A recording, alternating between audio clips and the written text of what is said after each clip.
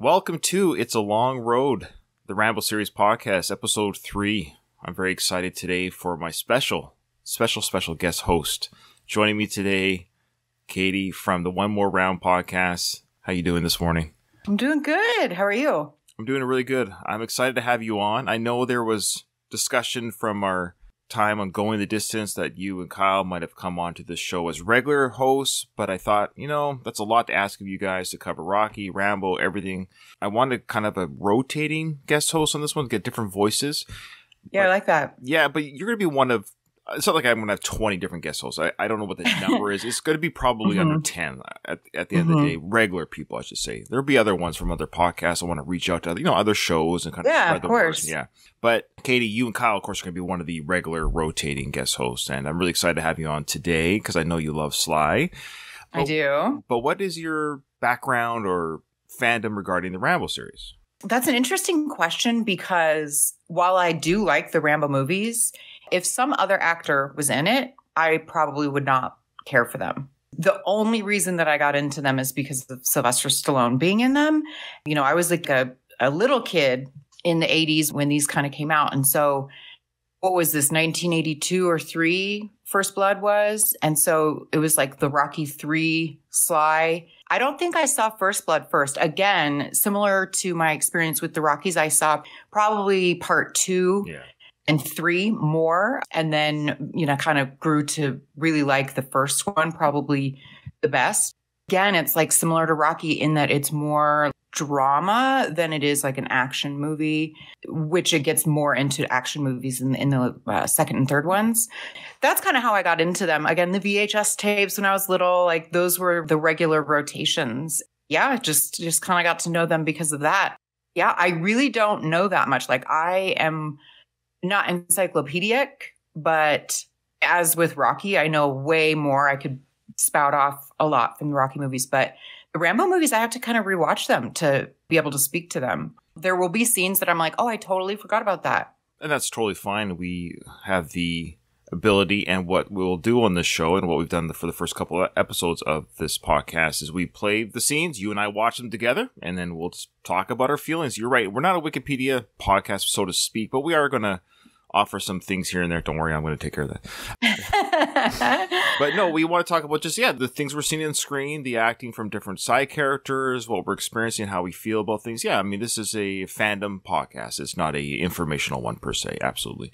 And I did wear camo in honor of our watching. Yeah, so Katie and I also co-host a podcast. If you're listening to this and you're like, oh, wow, I like Rambo and I like Stallone, but you haven't heard of our other podcast, it's called One More Round, the Rocky Series podcast, where Katie's one of my co-hosts with Kyle, where we discuss the Rocky series in the exact same fashion that we're doing here with the Rambo series. So check that out if you'd like to.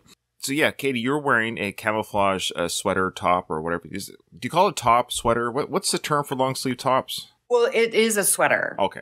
There's a difference between a long sleeve shirt and a sweater, but this is a sweater. Yeah, so with this movie, I can wear camo, but I can't really wear, unless I wear Rocky's clothes or Adrian's clothes, I can't just be in boxing trunks for the Rocky series. So that would be inappropriate. Yes. Well, but this one I can dress for the occasion. Yes. And Donald is in our Discord, or one of our faithful listeners, Donald. And if you want to join our Discord, check out the description of every episode. It gives you the link to the Discord server. It's called the Last of the Action Heroes Discord server.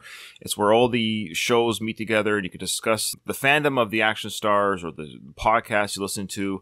I got a lot of faith that this Discord will grow, and you can join the chats live. That's the thing. You can be like Donald. Everyone be like Donald, and you can join these chats live and be a part of the show. You're like ingrained into the history of this podcast with your comments and what have you. So thank you, Donald. And you get to see us live too, because that's what everyone wants to see. They want to see us live. I always feel bad because Katie's always so dressed up, and I look like I just rolled out of bed. But anyways, I like your sweatshirt. I like blue. It's a good color for you. Yeah. Thank you very much. Well, the last episode, it was when Rambo is arrested by Sheriff Teasle. So those are the chain of events that have just occurred. Okay. Doug from Rocky Minute and I discussed those events. It was really good to get his insight as a police officer about what did... yeah. You know, what did Teasle do that was appropriate, not appropriate, despite what, you know, we know him as a character, but just in general, what would Doug have done as a police officer in that situation? So it was kind of interesting to hear his insights about how one may or may not have handled the situation. We're going to get more into that, of course, now, because today's episode 3, is Rambo being processed at the police station, which, again, I think Doug is a sergeant, so I don't know quite. I only know what I know from police procedurals on TV, right? So I think sergeants might do more desk duty than street duty per se. So Doug might even have more insight about, again, the proper way to process people at a station here. I think what we're going to see there, Katie, probably isn't proper procedures. I have a feeling not. And also, this is like the sheriff. It's not the local police station, or is it? I thought it was like the sheriff's office. Yeah, I think the idea is Hope. This is taking place in the fictional town of Hope, Washington State. We know it's filmed in Hope, British Columbia, Canada, but in the movie, it's Hope, Washington State, and it is a sheriff station. So I think sheriff stations themselves are for smaller towns. And so they don't have a city police. It's still the law of the town. Yeah, the Liggett County Sheriff's Department. That's who they work for. Okay. Liggett County Sheriff's Department. Liggett County. Hope, Washington, in the county of Liggett. Rambo is now being walked into the station under the apprehension of Sheriff Teasle. Hey, Will. All right, got it. So right away, I kind of like this little setup here. Rambo's being escorted in, his right arm being held by Sheriff Teasle's left arm. You got a little family here reporting at the desk with Mitch, played by David Caruso. I wonder why they were in there. There's a boy and his parents. I wonder if the boy got arrested for something. He's been discharged now. I mean, maybe like drinking or something, like some silly stuff that kids do. I think so, because he looks kind of like, And there's a Christmas tree. That's right. So First Blood takes place during the Christmas season, the Christmas holidays, or the Christmas time of year, which kind of makes sense for what we see weather-wise here in Washington State. I'm in the Pacific Northwest. We don't get much snow pre-December. A lot of our snow that does come in is January, February. So this could very easily be, let's say, December 10th, 12th, 5th, mid-December type thing. But I love First Blood is often joked about, it's a Christmas film. There's a lot of Christmas films. Why do action films take place over Christmas? There seems to be a lot of them. I don't know. On the show that I do on this network, it's called The Last of the Action Heroes podcast. Do that with different guest hosts, and we cover different films that are not like basically it's like the B-roll, C-roll actors. We just covered, it has been released yet, but I just recorded with the James Bond podcast host, Jack. We did Invasion USA with Chuck Norris. It's a great movie. I've never even heard of it. Yeah, well, just listen to the podcast. You don't really need to I will. Yeah. Oh, I probably won't. Well, I shouldn't say that. Well, actually, it's fun. But anyways, so that, and I also did Burt Reynolds' Heat. I don't know if you remember, we did Burt Reynolds' Heat. Yep. Both of those movies take place at Christmas as well. I should have done some research on that. Lethal Weapon, of course, takes place at Christmas. Die Hard, now First Blood. And I know those other two movies, Heat by Burt Reynolds and Invasion USA. And Rocky. And Rocky, of course. Yeah. I know it's a major holiday, but it's odd because we say they're Christmas films. And I hate it when people say Die Hard's a Christmas film. I don't like that. It just takes place over the Christmas holidays. Right. Yeah. Okay. But the point is, it's just funny how many times the backdrop is Christmas. Charlie, buzz us in, will you? Hey, talk about your sorry-looking humanity. All right, so this constable here right away says, so Teasle says, look, we got to book this guy. And this guy says, talk about your sorry-looking humanity. I did watch the movie this past week just to kind of refresh my memory. And especially in the scenes that we're covering now and some of the previous ones, I find it very odd. I think it's confusing because he doesn't look like, the issue is that he's like, what do they call him? A vagrant, yeah. A drifter, and like he smells and long hair. And it's like, he doesn't appear dirty at all. I don't really understand what their issue is with him. He doesn't look like a troublemaker or anything. He just has his army jacket on And they have issue with that seemingly. And then they seem confused that he's a soldier. I find this all very weird. His hair is not long in the slightest. It's like an early mullet. I don't know. What do you think? Now, I think it's partly we're at the mercy of it being a movie. So in the book, he did look a little bit more dirty. He had a beard. I think the hair was even longer. Okay. Yeah, so he looked like a member of Lynyrd Skynyrd or something. That makes sense. When they made the movie, either make him look more like a vagrant. I would argue because it's Stallone and it's the 80s and he's the star, they got to sell the movie. And so it's kind of like you don't hide the star behind a beard and long hair. Okay. You shouldn't reference that so much. They should reference something else. Like he's mysterious. He seems like he might be here to cause trouble or something. I don't know. I just find it strange that there's a lot of references to his appearance and his smell. He doesn't actually look bad at all. I think it's the jacket too. I think it's what he represents. We talked about that actually with David Morrell during my interview where I said the same thing, that I think it's more the jacket than the hair. In the movie. In the book, it's about the hair and the look. Even the jacket, that's confusing. Like, thank you for your service. Like, why are they... You're speaking as a 2022 eyes. I hear you. In the 70s, or, I know there was a movement against the Vietnam War and stuff. I guess I didn't realize that was like a smaller movement, but that the general public still felt, okay, they're soldiers. We sent them there. And maybe I'm wrong. Maybe there was a bigger sentiment about a dislike of veterans. It just seems very strange to me. There really was. In fact, I don't know if I mentioned it in the David Morrell interview, because I didn't want to say it to David, because he, of course, wrote the book. He lived during that time. Right. The genesis for the Rambo character was what Mr. Morrell witnessed at the time of people that looked like hippies and stuff. That the idea was they were mistreated by police officers. They were forced to have haircuts and have their face shaved. That was a real thing in the 70s. Now, not so much in the 80s, but... Again, in the 60s and 70s, people were literally arrested for looking like hippies, shaved, and get ready for court. You couldn't go to court with long hair and facial hair, so they would cut their hairs and shave them in the police station, and then dump them at the side of the road, too, after they were done processing them. And a lot of them were, of course, veterans of war. And so David was like, I wonder what would happen if one of these guys said, F this.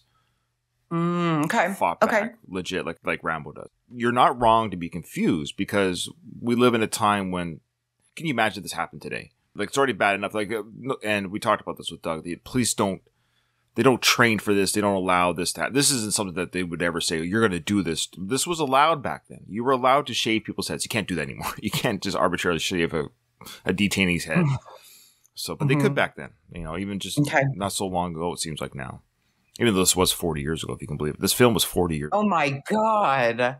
Oh, that's, wow. We're getting older. Yeah, because it came out when I was an infant, I think. So, yeah. Oh, you're aging yourself. Don't do that. I know. Just another smart-ass drifter. Good morning, Arthur. Morning, Will. What do you got? I want you to book this gentleman for vagrancy, resisting arrest, carrying a concealed weapon. All right, so he's been booked on 3 charges. Vagrancy, resisting arrest, and carrying a concealed weapon, which, of course, now he pulls out the famous hunting knife, the Rambo knife, and shows it to Galt. Now, let's talk about Galt here, okay? We're going to get back to Mitch later, that played by David Crusoe. But Galt, Art Galt. Galt himself is a jerk, obviously, in the movie. We know that. Anyone that's a fan of First Blood knows that Galt kind of gets what's coming to him in the movie. In the book, he was more like the Mitch character. And I actually read the book just recently. I read the book. I got all the major beats in my head. But there's a lot of side characters. I don't know who they were. So I think there's some characters here in the movie that were in the book and vice versa, or some of their personalities were interchanged between characters in the book. Okay. But Galt, of course, is really popular in the film. He's a very minor character in the book. Shingleton is in both the book and the movie, and they were kind of vice versa, where he's a minor role in the movie, but a bigger role in the book. Okay. So anyway, so Galt's character in the book is more quiet, dismissive. He's not really angry like he is here. Keep that in mind. I'll tell you what happens to Galt in the book when we get to the scene. Okay. So Galt right now is about to grab the knife from Teasel. He says he uses it for hunting. Hunting? What do you hunt? Elephants? So what do you hunt? Elephants? It's not that big. I mean, it's like what? I mean, it is odd to be carrying a knife like that. I don't know. I thought that line was odd also. I found a lot of things odd. Sure. Watching it now. No, again, 40 years ago. I would say a knife like that was unique to films at the time. I don't think we saw... The blade is, it's probably... I don't want to say how many inches, because I don't want to... I don't know how many inches that is.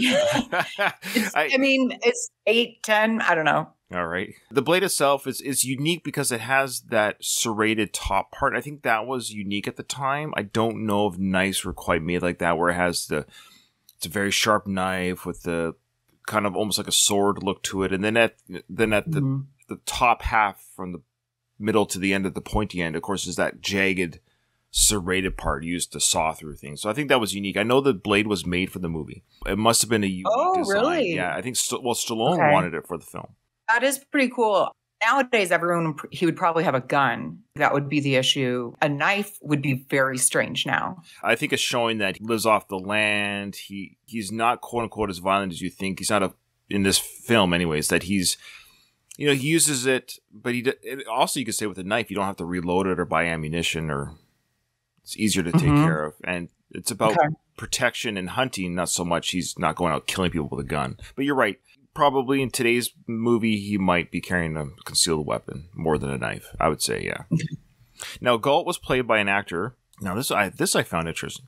The guy's name was Jack Starrett. He actually died in 1989, just 7 years after this film. Oh. At the age of 52. So he was about 46 in this film. So he's my age in this film. No way. Oh my God. He looks like 60. Well, what's crazy? So he's 46 here, and I'm 46. And here's Sheriff Teasle, played by Brian Dennehy. He's 44 here. Nuh-uh. This is insanity. Yeah. To me. I don't know what it is about when you see actors back in the day, or what. I don't understand it either. Like, I'm 2 years older than Teasle here. It is odd. I mean, even when I think back to my parents and their friend, they just seemed older. Like, they were younger than I am now when they had company over. That's what it was called back then. We're having company over. But so do you know if Brian Dennehy was also approximately 44 in the movie? Yeah, so he's 44 here, the actor. Okay. Yeah. Do you know how old he's supposed to be, his character? I think in this movie, like the books, they were younger in the books by about 10 years each. So in the book, Sheriff Teasle is about his mid-30s. And Rambo was 21, 22-ish. They didn't give his exact age, I don't recall, but it was early 20s. So he fought a few years in the war. The war was still going on in the book, so that's the difference. So the Vietnam War was still happening in the book. When the book was published, it was still happening. So it was interesting that you had a veteran of the war as your main character, released by a book still happening during the war. Because at the time, they didn't know when the war was going to end. So it'd be like writing so let's say you wrote a book about a Ukrainian soldier right now during the Russian conflict and have it published still during the conflict. Like, it's not over yet. But this movie does take place in 82, and it does take place after the war has been over for about 7 years, 6 to 7 years. I would say Stallone loves to play younger than what he is, but Stallone's 36 in this film. I would say his character's probably 32, and I would say Teasle's about 44. I think that works out because he was a Korean veteran as well. So their ages do make sense in the film as well, as do with the actors' ages. So it all kind of lines up here easily enough. Now we're going to see Galt's going to test out the knife here. Oh, yeah, I want to go back to the actor. Sorry. So his name is Jack Starrett. So he died of kidney failure at the age of 52. Wow. Yeah, but it's interesting. He did a lot of different movie roles. For example, he was in Blazing Saddles, and he was also a director of film and television for a while. And he also guest starred and stuff like on the A-Team and Knight Rider, Hill Street Blues. So he had a prolific career. It's unfortunate that he passed at such a young age. Yeah, 52. I mean, that is really young. I guess he would be 86 now if he was still alive. So, but yeah, it's too bad. He's so great here. You just know right away he's a dick. Yeah, you do. Just see if you can clean him up a little bit. All right, let me go outside. Smells like an animal. So there you go. Smells like an animal. Let's see if we can clean him up a little bit. I don't know. I'd snuggle up with him looking like that. I don't think he looks like he smells or looks bad at all. He smells manly. He does. Good one, Ryan. Now, Galt's about to cut through some paperwork here with the knife to show us and the audience just how sharp this is. I mean, it's a smart-looking knife when you see it up close here. It's a smart-looking knife. Hey, Mitch. Mitch. Yo. Escort this young man downstairs, would you? Already we're kind of seeing that Rambo is already getting a layout of the land, so to speak. In the book and I should make note that it's probably here as well, he allowed himself to be arrested by Teasle. Because in the book, he says that he could have killed Teasle with his bare hands right there. So when he was first arrested by Teasle, there was no reason why Rambo couldn't have done that. But he didn't want to kill Teasle. He didn't, in the book and in the movie. And so he's actually willingly given himself over. And to him right now, it's almost a semi-game for him right now. So he's already looking at ways to escape, because he's looked at where they locked the weapons. He's just noted where this deputy stores the weapons. And so he's that's what we're showing here, is he's looking around where everything is. That's why they're showing this shot here. Oh, yes, sir. Go. Now we have Mitch, David Caruso's Mitch, coming over. I'm 99% sure Mitch, the character, was not in the book. Oh, okay. Yeah. I put it on my list of books to read. I'm hopefully will read it by the time I come on again. Appear on again. Yeah. Well, yeah, please do. We're going to hold that to you now. Okay. Right this way, partner. So Mitch is young. He's like 22. He's a newly minted constable, played by David Caruso, of course, of CSI Miami. He literally looks 12, right? I mean, looks so young here. Yeah, well, he's the youngest member of the force. Yes, he does look very, very, very young. And so I think he probably is about that age in the film. I didn't look up his age, Caruso's age at this point, but I would suspect he's probably in his early 20s, just like the character. Yeah. He's got that baby face for sure. Definitely. Right here.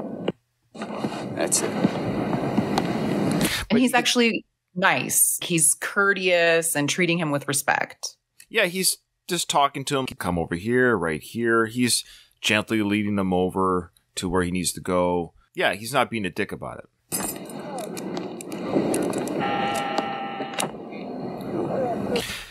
So Gull comes over. Door's been opened by Mitch. And Gull comes over with his nightstick. That's already kind of unnecessary. Like, he has his nightstick out, and he puts it on the backside of Rambo to nudge him into where he needs to go. It is just a show of power. It's completely unnecessary. You know, it looks like it's going to take old Leroy about 10 years to paint this hall. They're going down to the processing area, I guess, at the station. It looks like almost like a basement of sorts, but it was lock protected. I guess it was where prisoners were held, so fair enough. And they got a janitor named Leroy, of course. Leroy is cleaning. And Galt's even like crap talking the janitor. Oh, it's going to take Leroy forever to clean up this place. And then Leroy says, well, you clean up your damn self. This Galt character just can't let anything slide past him. He's just got to crap talk everything around him. Come on, Leroy, sling that paint, boy. Mr. Ward. Oh, he's painting. Okay. Painting, yeah. Typewriter, love it. Oh, the paperwork back then. And typewriters are the worst because have you ever operated a typewriter? I have. Yeah. You put have that you? Oh, yeah. It's the worst because you have to put that paper in and you have to line it up just right when you're typing those things because, you know what I mean? You just can't put... Oh, it's the worst. And deleting is... You have to be much more careful because errors are really hard to clean up. It says here behind Galt's head, it says you're being videotaped. Oh, yeah. It looks like a handwritten poster board or something, doesn't it? That's funny. You're being videotaped. Anything you say and everything you do is being blah, blah, blah. Yeah, it can be used against you in court, it probably says. That's funny. Name? So he's asking for his name. Now, they've taken off his restraints while he's down there, which I guess is fine. I know they got to process him, but Mitch takes off his handcuffs and Rambo starts rubbing his hands together. Your name? Your name! All right, so he sees the crossbars on the window going outside. And of course, now we're seeing the PTSD in his mind about being a prisoner of war. I think it's interesting that this is the first time we get a flashback. I think that's a nice and interesting way of showing what he went through, why he's being the way that he is. So yeah, this is the first one of many. Yeah, the flashbacks are coming. And we're also kind of seeing the narrative here that he's being treated almost just as poorly by the police of his home country as he was by Vietnamese officers. Yeah, because they throw water on him. He's like in a hole. It's worse than it's actually crap. It was manure. Oh, is that what it was? It okay. Human feces. They threw human feces on him. Wow. I love how we see Rambo in the tiger pit. So it's like an animal pit. So the idea would be that you could throw meat down to the tiger without being mauled by the tiger, but now there's a human down there. They would chuck not food to Rambo, they would chuck feces and dirt on him instead. He's tied up almost like a crucifixion, the way that his hand, right? Yeah. He's like this. It looks like his legs are sprayed out too. But he's got that mustache there. You like that handlebar mustache he's wearing? Do not care for that. Do you think it's real or no. Like, do you think that, no? No, it's got to be the amount of time it would take to grow it out just for this quick scene. It's got to be makeup.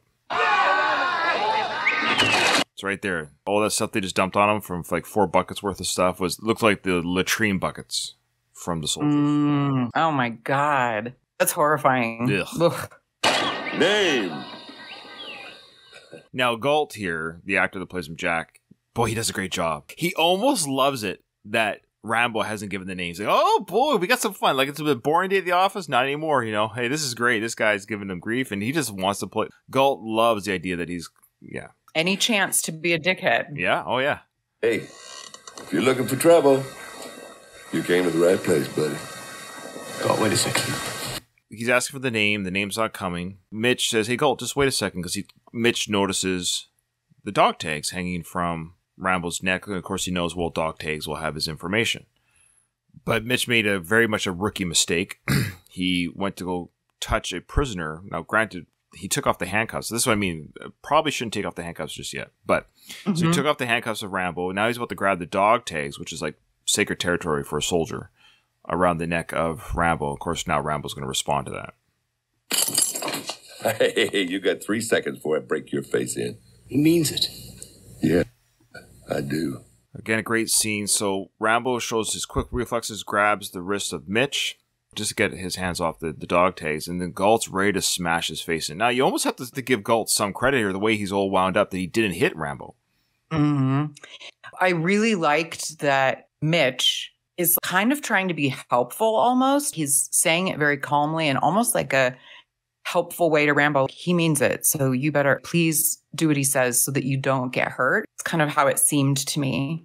Oh, absolutely. Yeah. Which I feel bad for Mitch. I think he's in it over his head with these personalities that are above him. Yeah. Well, not for long. He's going to lose 2 of them before the end of the week.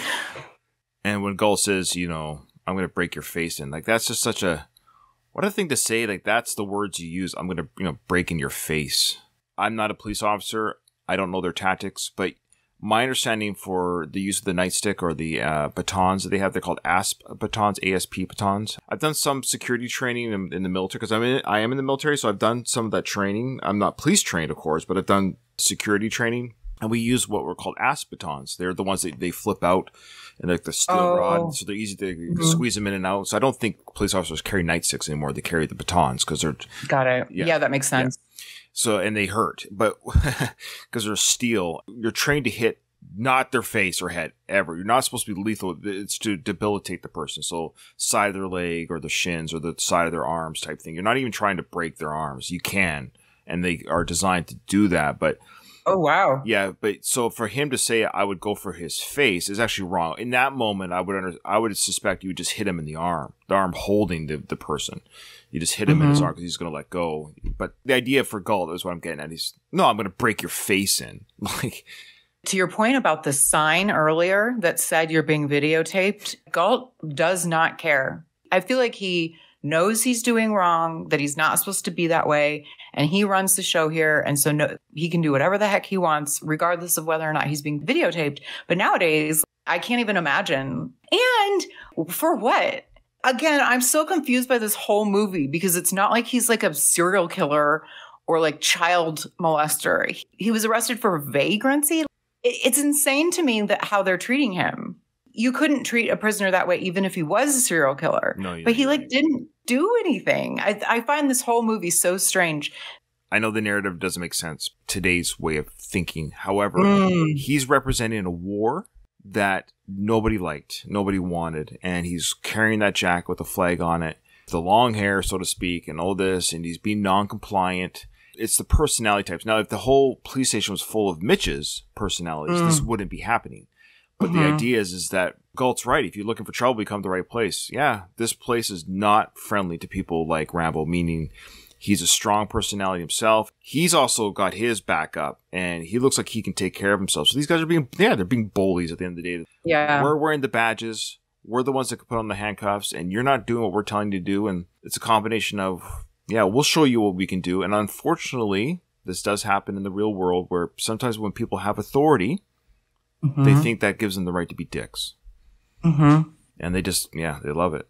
Now, he shouldn't have pulled off the dog tags like that. So Mitch does pull the dog tags off. He should have just maybe looked at them. I don't blame Rambo. He's like, really? Look on his face? Yeah. Yeah, I would be pissed too. Just watch Sly's acting, though. His nonverbal acting is so good in this film in general. Agreed. What do you know about that? Old Harry here's a soldier. Old Harry here is a soldier. He's got like a 2-inch long hair. It's like insane to me. Anyways. Well, Galt's balding. He's jealous. Yeah. Well, yeah. Sly's balding too. But yeah, I know. I wasn't going to go there, but yeah. I love Sly. He's my favorite, film actor of all time. But even in this film, I think this film, he's starting to realize he's balding because he's got quite a lot of frilly action in the front there. Yeah, yep. Yeah. Rambo. John Jay?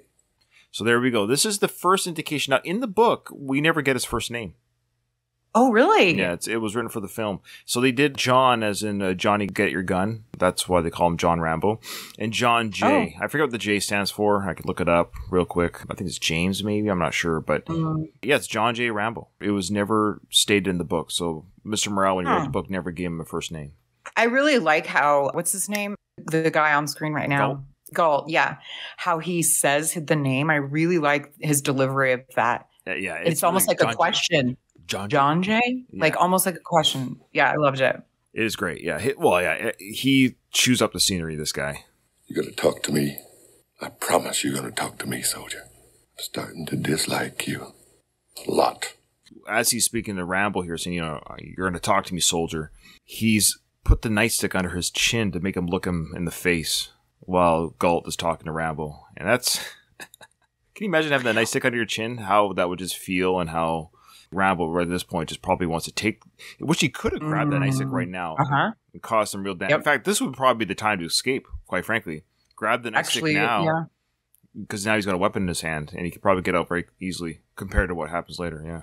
He, shoves it upward as Galt shoves the nightstick upward into the bottom of his chin, almost in his throat, when he said, a lot. I'm starting to dislike you. And then he shoves it up as he says a lot. I get it. These little details are really making the movie better, I think. Oh yeah. There's so much and that's what I love about kind of doing the scene by scene as we cover the film, because the little moments of just just even David Crusoe's eyes here looking as they are.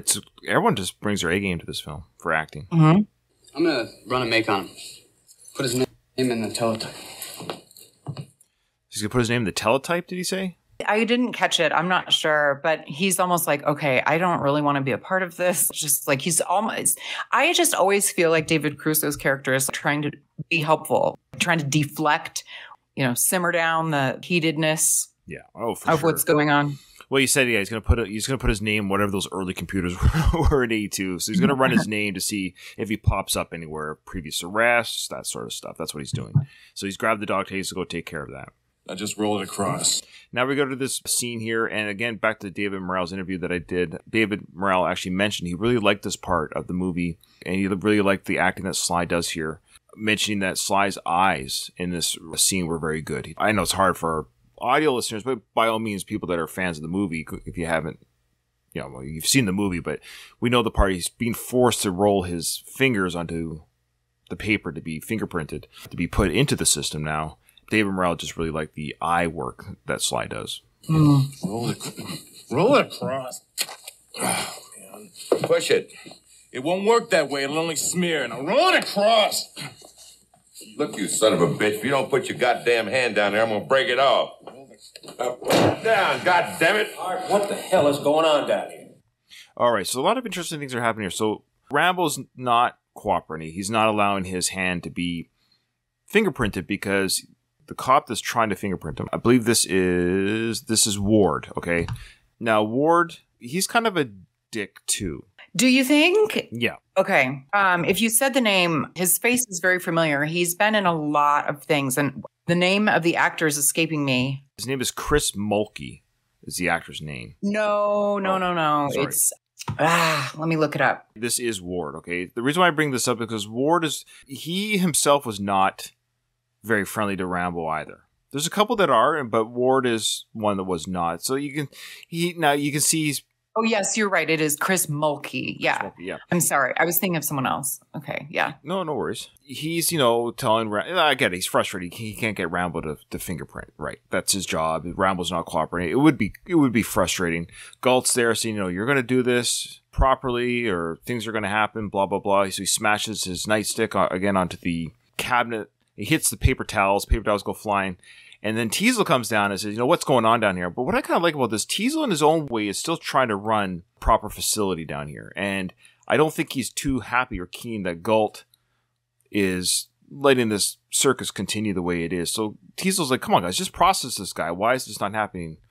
Mm-hmm. And I think Teasle is still very much a professional in many ways. He has his own issues with Rambo, but he still wants this done properly and quickly here. So like, Galt, what's going on? What I love what's coming up next is watch Stallone here, or Rambo. But I love he just casually grabs a paper towel and starts wiping the ink off his fingers. Did you catch that? Mm-hmm. Yeah. I don't know why I love that moment. It's just such a nice little moment where he hasn't yet been fingerprinted. So he just starts casually wiping his fingers. Oh, yeah, I do like that. He won't let us print him well. Leave the ink on the hand. It's almost like he's purposely trying to continue. He's in his own way, he's antagonizing back with these subtle little movements. I kind of found this odd too. Like, why is he resisting this so much? Okay, so this is where the book is really important. Yes, Rambo didn't do anything wrong as far as really like at the end of the day, the old joke is he goes into town, he's just looking for a bite to eat. Had they let him eat, he would have gone to the next town. He would have gone on his way. He just wanted a bite to eat. And that was all he wanted as well in the book. He just wanted a bite to eat. And he actually did get a bite to eat in the book, by the way. But anyway, but he's been harassed since he's entered the town. And the problem is that he's actually experienced this in other towns. This isn't the first time. Okay. This is like the 15th town, he said in the book, that he's been harassed by law authority. And he's always just, yeah, I'll go. Yep, I'll leave. Yep, I will. So when he turns around, remember when Teasle drops him off and he turns around? Mm-hmm. Well, that was the thing. He had a dialogue in his head. The dialogue in his head was, you could just let this go. You don't have to go back. Just let it go. And then Rambo's having an inner dialogue with himself saying, no, I'm tired of this. So he's actually having a conversation there's two Rambos in his head. There's the one who was the civilian Rambo. And then there's the PTSD Rambo. He actually has this conversation in his head. And he goes, you want to make a game of this. You want to show them what you're capable of. That's why you're doing this. So he allowed himself to be caught. He allowed himself to be here. He's kind of playing along here. He kind of wants to see how far he can go. That is really helpful backstory. If you don't read the book, it does seem strange. This is going to happen regardless, Rambo. So just cooperate for now. That's in my head. I'm like, you're just going to make this worse for yourself. But knowing that that was on purpose, like he's doing this on purpose. Well, he allowed himself to get caught because he could have killed Teasle right there at that on the bridge. He could have grabbed that gun way before Teasle and shot him. And he also said that he could have broken 4 different places. It mentions in the book just showing you just how, and he is capable. We know in the movies, of course, just how capable of a fighter he is. He allowed himself to get caught. So all of this was... Of course, but he could have killed him, but that would be like an insane response to being arrested. Like he's going to kill him for what? It's not like he's threatening his life. That would be one thing. But right now it's a bit of a game. It's a bit of a game. Yeah. But he's also being a bit of a martyr too, because he's getting pushed, but he's also... Yeah, we'll see. It's going to break. Yep. Just what is your problem, huh? Now listen, hard ass. As things stand right now, you're facing the ass end of a 90-day incarceration plus a $250 fine, which you don't look to me like you can pay. At 10 o'clock tomorrow morning, you're going up in front of that judge. And you think we're tough. Now we're going to make you a little bit more presentable for your courtroom appearance. Now, between now and then, you can just impress the hell out of me by doing exactly as you're told. Clean him up. He's being cleaned up for this court appearance. That's what they did back then. Maybe not necessarily in the 80s, I don't think, but the idea is he stinks apparently. He's not presentable. They want him, which is ironic because if you think about it, they're trying to clean him up for a court appearance, which would make him look more innocent because if they want this guy, you think we're tough. This judge is way tougher. And if they hate Rambo so much, you'd almost think, well, we want to present him as an animal. That he's dangerous. But no, it's like, let's clean it up. Let's put a shirt and tie on the guy. Like, it's just funny how they're trying to make him more presentable. It would just actually help Rambo's case. That's a really good point. I also just wanted to comment on the dark-haired Ward. He looks so familiar. And when I looked him up, he's been in a ton of things. And he was in Twin Peaks TV show, if anybody remembers that. Oh. Yeah. So anyway, if anybody else recognized him from things, that was probably one of his biggest roles. Oh, okay. Yeah. I haven't seen Twin Peaks, but that would probably be one of his bigger roles if that's the case. Mm-hmm. Yeah, for sure. Donald wants Rambo to kill somebody with a paper towel. That scene, that's hilarious, Donald. That scene was so good between Teasel and Rambo with the paper towel. Rambo is, as Teasel's trying to be so menacing, Rambo is not listening at all, just focusing on trying to clean his hands with the paper towel.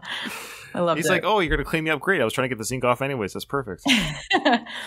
So now we have a shot here of the jacket on the cot, the cell cot, because Rambo is being disrobed for his shower. All right, Preston. I want you to go over and get that hose ready. All right? Holy shit, look at this. What the hell's he been into? Who gives a shit? Oh. All right, put your hands on top of your head and turn around. All right, so he's taking off his shirt, of course, and we see the backside of Rambo here, scar, almost semi-fresh looking. Some of them, they're so red, but he's got scar tissue from being whipped, cut, lashed up, and of course he's going to have it in his front as well. So they're seeing the front, but we as an audience right now are just seeing the back. And the idea, of course, is he's been through some torture. And of course, Mitch is like, what's happened to this guy? Galt's like, who cares? Yeah, I mean, and then in the background, what's his name? Preston. Preston's got the fire hose. Yeah, Preston's got the fire hose. And fire hose? Yeah. A freaking fire hose? This blows my mind. And I'm really excited for this next part because... Oh, we'll pause it. Don't worry. Look at how he's got his Rocky III body. He looks incredible, like incredible. It is his Rocky III body, yes. Report this to Teasel, Galt. Look at that. I love how Mitch is like, we've got to report this. What are you reporting to Teasel? That the guy's got a lot of scars on him. But yeah, this is definitely a sly moment here. He's like, yeah, I got this body. Because it's the only time you see him shirtless, really, throughout the whole, because he wears a sheepskin or whatever for the rest of the film. Or like a tarp or whatever. Yeah. And he's sucking in. I love it. Like he's, this is for the ladies. But look at how like small his waist is. Like he looks so good. Yeah. Katie's pretending she's underneath the screen right there. Right there. That's it's party at Katie and Studs. It's party at Katie and Studs. Hey, anytime, Rambo. Oh, that's hilarious. You just do what I tell you. Oh, God. What was that? Yeah. So he turns around as he's instructing. Galt just comes in and just hits him in the back with the nice stick. That is going to sting. Falls to the floor. Mitch is even like, what the fuck are you doing? Yeah. That's legit just that's police brutality. You cannot do that. Yeah. And he wasn't doing any, he was following the orders, so it was completely unprovoked. Seiko's in our Discord. He just wanted to remind you, or tell you, Katie, spoiler alert, that in the book, Rambo does escape the jail naked, by the way. Oh, why didn't they do that in the movie? Can you imagine his schlongs flying around everywhere? That's funny. Well, the man said, clean him up. Clean him up. And so he kicks him again while Rambo's down. And it's all done off screen, which is kind of an interesting choice for directing, that Rambo does get hit. And he falls, Stallone / Rambo falls off screen, like underneath the frame. And he's kicked as well while he's down. But it's interesting that they didn't cue him curled up in a ball or anything. That it's just off screen, the violence in some ways, or that kick. I found that interesting, an interesting choice there, to not show him on the floor in pain. Mm-hmm. Now Rambo's being hosed down by a fire hose. Now, that's real water pressure being hit by a slide. I don't think it's quite the full effect of a fire hose. But that's coming out pretty strong there. Sly, as we know, is a very physical actor. He loves to kind of put himself in danger and injure himself. So he's getting hit with a fire hose all the same. And I suspect it's a pretty good pressure hitting him. It looks like it's hitting him pretty good. This cannot be their normal procedure, can it? I mean, are they doing this extra because they're pissed at Rambo? He could have a shower. Yes, this was done as an abuse. They have a shower for him. A fire hose. There's your... Yeah. Yeah. He just needs to turn around. Yeah. That's Now, we got Galt laughing. He thinks it's a big joke. We got this guy. I don't know who this guy coming in behind. He's laughing too. Puts his hand on Mitch's shoulder saying, isn't this great? Isn't this hilarious? But Preston, as you can see, he doesn't look too keen on it. He's been told to do it. I don't think he looks keen on it himself. So I think it's hard. His face is showing it's taking a lot of muscle and effort to even hold the hose because it's such strong pressure. Right? Hey, Preston! Yeah. Oh, yeah. Don't forget to get him behind the ears. So right there, that look right there. Like, he's, hey, Preston, don't forget to get behind the ears. He kind of looks at Galt like, are you serious? He's an older gentleman himself, but he's probably like, I got 5 years away from retirement. But just so you know, Preston escapes all of Rambo's wrath in the movie. He never gets hurt or injured during the breakout scene. You don't quite see it, but Preston just runs away, and he spared Rambo's wrath. How you like that, huh? What's the matter, Mitch? Don't you like water sports? Mitch walks away. He can't watch it, and Galt's like, what's the matter, Mitch? You don't like water sport? Mitch, this whole time is just, I don't think it's disbelief. I think it's just, what did I get myself into working here? So now they're bringing out the shaving equipment. They got the seat ready. The hose is being put away by Preston. Yeah, the shave is about to happen. Did you find, again, odd, I need to come up with a synonym for that, but he doesn't have handcuffs on, does he? They're going to shave him with the straight razor. Yeah. He's never been handcuffed again. He got unhandcuffed for the processing. They never put him back on. He's shown that he is resisting, and you're asking to get cut yourself, seemingly. I just thought that was strange. Like, why would they shave him with a straight razor if he's not in handcuffs? Yeah, I don't know. All right, hurry it up. It's time for my coffee break. All right, sit down. Come on, easy. Sit down.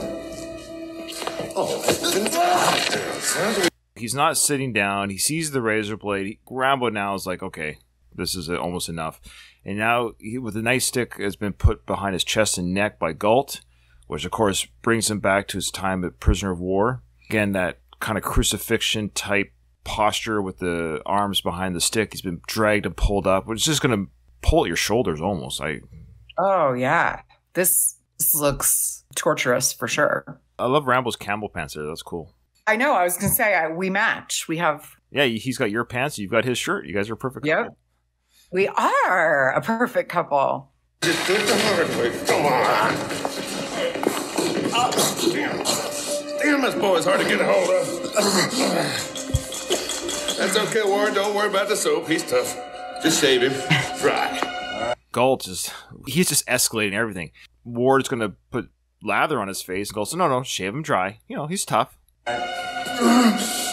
How blind? Well, he can't even, Galt cannot restrain him. He's physically not able to restrain him, and he even says as much. So he's like, go ahead and shave him. They have to know this is not going to end well. Well, even Mitch just said that. I don't know if you caught that. He goes, how blind are you guys? Oh, yeah. That's okay, Ward. Don't worry about the soap. He's tough. Just shave him. Dry. All right. How blind are you? Can't you see this guy's crazy? Can't you see I don't give a shit? Yeah. Of course, Mitch doesn't understand PTSD, but he's like, he's crazy, but he's not crazy, but he's suffering now. He's got some mental health issues for sure, but he is crazy in his own way. But the idea is, guys, you're treating him like he's sane to begin with. There's something going on here. We need the professionals on this guy, not the way we're doing it. We're basically poking a feral animal. A bear. Yeah. Yeah. See there. That's better. See there. I knew. You're just gonna shave your partner. Take it easy. Take this, Mitch. Okay, so he sees the straight blade in front of him. Now he's having a flashback, of course, to that famous scene where this Vietnamese officer slices his chest, one of the many scars that he now carries. And that's all it's going to take. Don't move. I don't want you to cut your own throat. So that Ward guy, like, that's what I mean. He's kind of a dick too, because he's like taking it, don't move. I don't want you to cut your own throat. It's a game to him too a little bit. He should have just said, hey, I don't want to hurt you. Which I would have said, I would have been like, I'm going to lather him up, Galt. Galt, if you want to shave him dry, you go ahead. Well, he can't. It's his boss, right? Well, that's what I mean. But at the end of the day, it's I would say it's an unlawful order. Of course, you're asking him to torture somebody. Yeah, but you're right. He's playing along too, so he's kind of guilty here as well, Ward. Oh, they filmed that well. You could feel that pain. Oh, yeah, the blood coming out, the cut. Yeah, that's great. Yeah, they hear the scraping. So they drew first blood. This is it. Here we go. The character of Rambo has now been created. He's been unleashed. The way you have it freezed, his mouth open like he's yelling or something like that is classic Stallone. It's the Stallone, yeah. It looks like here he's, yo, Adrian, I did it. Yeah. With his crooked mouth. Yeah. I love it. Which we know was a birth defect because he was pulled out by a drunk doctor. The forceps pulled on his face. Ugh.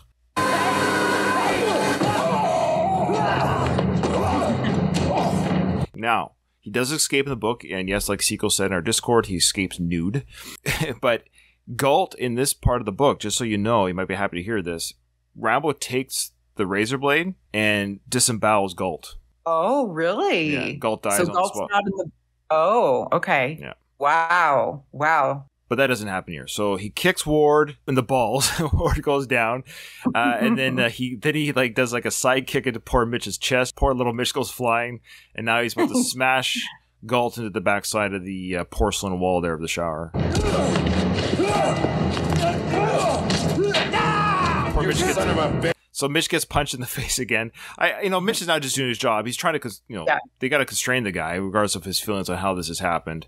But now Galt's come fighting. He brings out his nightstick. Let's go. Let's fight, boy. Come on.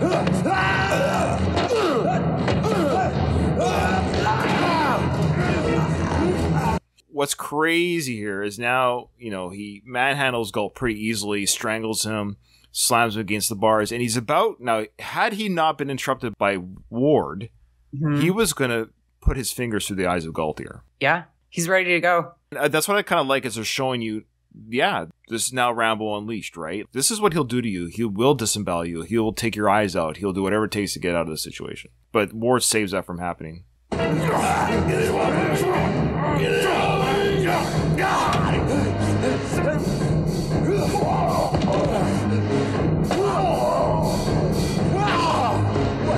Now, Ward has been knocked out. He was flipped and knocked out. Galt, he just punched out again. I forget this guy's name is coming down right now. I think this is, he's about to get his nose broke. Alfred or something, no, maybe? That's one of the other guys.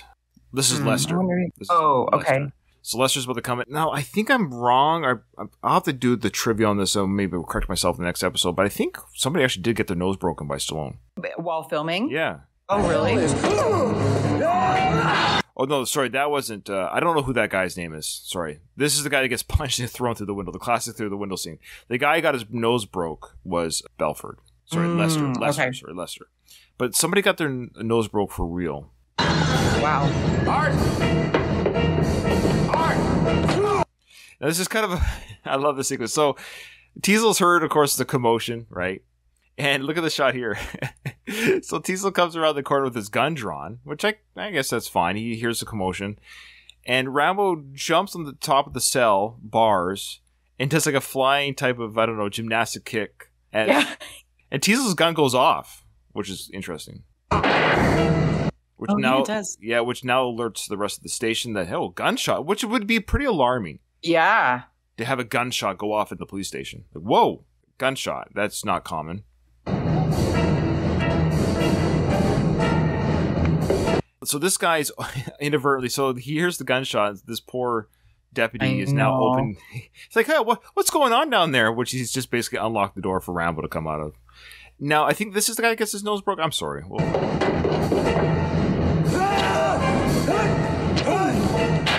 Oh, it's another window guy. There's two window guys.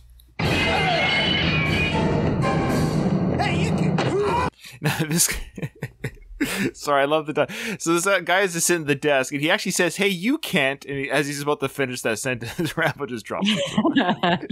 You can't go around beating up everybody. You're not allowed to do that. That's not allowed. You think? This is funny. So he's able to grab his knife, which is pretty clever. So, okay, I'm glad that I saw this, because I remember when I just watched the movie, I didn't recall seeing him get it, and then I was confused later when he had it. It was on Galt's desk still from the cutting the paper sequence. Yeah, that's super secure. Yep. All right, sorry. Now this guy, they all look the same with their. This is mustache. Lester. Yeah, they all look. This is Deputy Lester. Okay, he gets kind of drop kicked on some sort of MMA fighting movie. And then he elbows him in the face, which breaks his nose. That's the guy that you were referring to. Well, it would kind of make sense because he did elbow him in the face. I just swear somebody got their nose broke. Yeah, maybe. All right, so Sylvester Stallone accidentally broke the nose of, it was that guy, Alf Humphreys, who plays Lester. So Sylvester Stallone actually broke the nose of Alf Humphreys, who played Lester, during the jail escape scene by elbowing him in the face, which is why he is seen wearing a Band-Aid throughout the rest of the film. Coincidentally, this is what Rambo does to a policeman in the novel during the exact same scene. Alf. You don't hear that name ever. Isn't that weird? Yeah, his name's Alf Humphreys. Yeah. Alf. So, that book kind of threw me off. So he really broke that actor's nose. Let's go back and see that elbow, which is unfortunate because you don't see his face. Yeah, you don't see his face really get hit.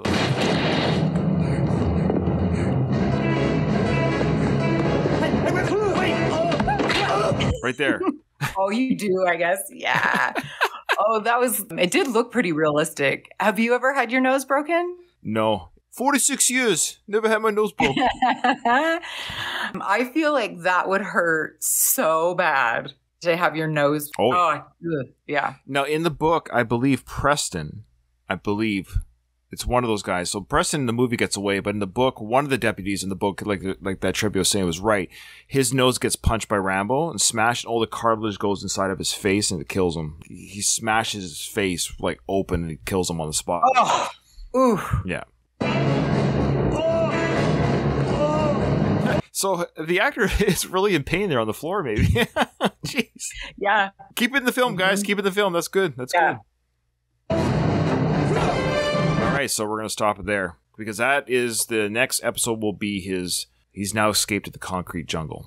And he doesn't have a coat. He's in a tank top. Yeah, he's wearing his tank top here and his little jeans, and he's got the knife into the front of his belt. And I love how you got these people on the side of the street watching this action sequence. Now, granted, it's civilians are on the road, but you know these people are here. Like that old guy there, right there, behind the mailbox. There's no way he just happened to be getting the mail that day while the film Do you think? out. I don't think they closed the street. I think Hope, British Columbia, where this was filmed, is such a small enough town that they could just have the film going. That's pretty cool. Look at the way they're standing there. They almost look like they're just watching the film being filmed. Yeah, maybe. Sorry, I want to keep watching. I want to keep watching the film. We got to stop. Okay. I know. All right, so we would like to welcome everyone that joined our Discord. We had Seiko join us. Louise joined us. Yeah. Hey, guys. So if you want to join our next episode while we're in Discord, all you have to do is go to the episode description, click on the Discord link that I will provide, and it'll bring you to the Last of the Action Heroes podcast network. I always announce when we're going to record live. I announce within the server too, so you'll never not hear when we record live on this show or on the Rocky podcast, because I think it's great having people join us while we're live, and you get to see us on camera. Yay! You see all the flubs and the behind the scenes stuff, and then you hear the edited version like, "Hey, that's not fair. They looked something up." Yeah, we did. You don't get to hear it. All right, Katie, how did you enjoy your first blood? Loved it. Thank you so much for having me on. And probably while doing this, going to become a bigger fan of the Rambo series. Although, in case the listeners don't know, one of my bloodhounds I named Rambo. There you go. There you go. That's awesome. Yeah, that's right. You did. And he is a troublemaker. So, you know. You got to go gulp on his ass. Yeah. No. I'm going to shave you, Rambo. I'm going to shave you dry. Anytime Rambo needs surgery at the vet, and the vet said, I'm going to shave you. I'm going to shave you dry. Oh, boy. All right. Thank you, everyone. Thanks for joining us. All right. That's the end of the episode. Join us next time. This episode is over. Nothing is over. You just can't turn it off.